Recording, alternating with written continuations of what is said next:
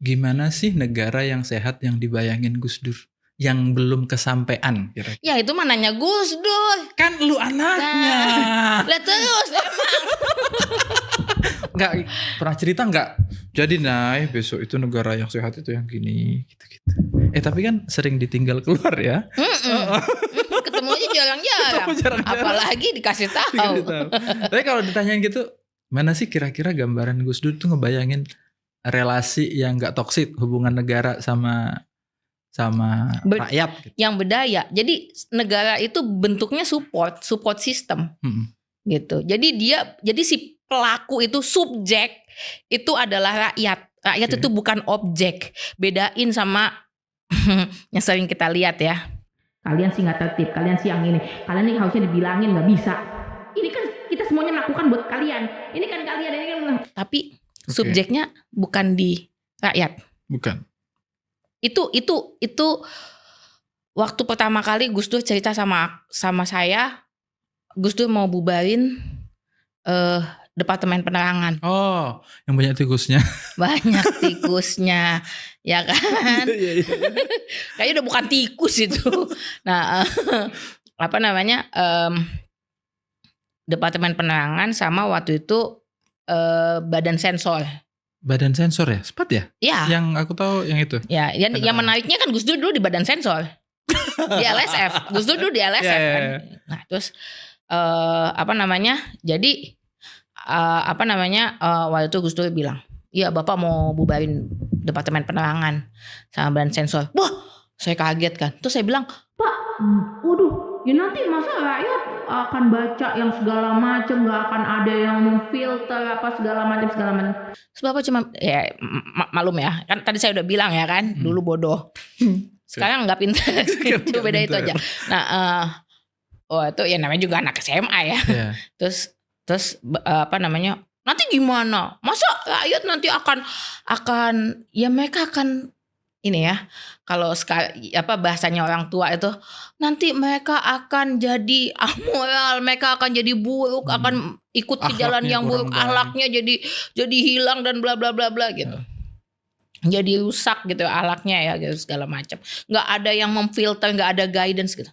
Terus Bapak cuma ngomong gini, lah yang namanya negara, apalagi namanya negara demokrasi, ya fungsinya itu dia cuma jadi support aja. Jadi support. Rakyat nanti yang akan belajar untuk memilih mana yang sampah, mana yang bukan, mana yang bagus untuk rakyat, mana yang tidak, dan yang tidak bagus untuk rakyat akan dibuang oleh rakyat sendiri. Otomatis. Tapi syaratnya satu. Rakyat dibekali dengan kemampuan itu. Itu tugasnya negara. Make sure bahwa rakyat mendapatkan pembekalan itu. Tapi yang menjadi subjeknya harus rakyat. Jadi lu negara nih ngasih fasilitas, ngasih kebutuhan rakyat, ntar biar rakyat yang memilih. Iya, jadi membebaskan. Tapi tetap ada guidance di situ gitu. Memang dibawa untuk jadi sesuatu yang apa ya? Yang ya bukan semata-mata bebas aku bisa ngapain aja gitu. Hari ini itu yang kita lihat. Gitu. Tapi bukan itu, bahwa ada kepentingan yang lebih besar.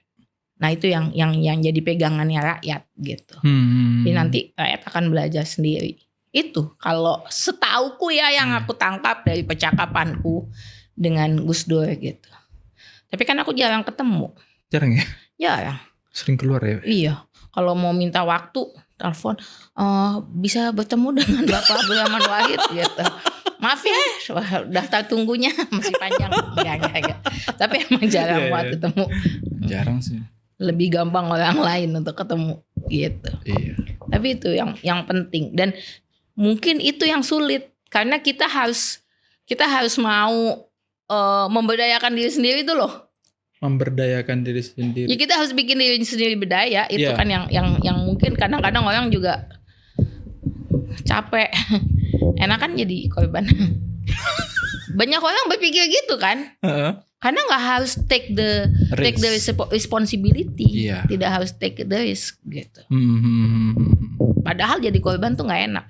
Nah tapi itu mungkin kalau aku tadi pakai analoginya adalah relationship, jangan-jangan kita emang juga nggak punya referensi gitu. Kan kita nggak tahu deh, kita pernah nggak sih ngalamin yang benar-benar ya udah sehat ya, kalaupun Kayaknya masih menuju ke situ deh. Iya, baru ini aja udah udah 2 tahun aja udah nggak nyampe. Iya. Walaupun ya pada akhirnya Gus Dur kan meletakkan pondasi-pondasi ya waktu itu ya. Ya KPK dirancang terus di zamannya Bu Mega tanda tangannya misalnya. Terus ada banyak fondasi yang di set up, diletakkan. Mungkin Gus Dur udah aware, gue gak nyampe 5 tahun nih. Jadi yang pondasi-pondasi aja yang dikerjain gitu ya.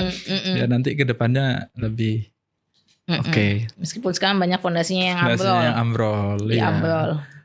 Ya. Saya suka bilang kalau ibaratnya tanah nih, ini gulma rumputnya, hamanya udah dikeluarin, bukannya ditanemin, dibalikin lagi, ditanam lagi. Adau. Iya.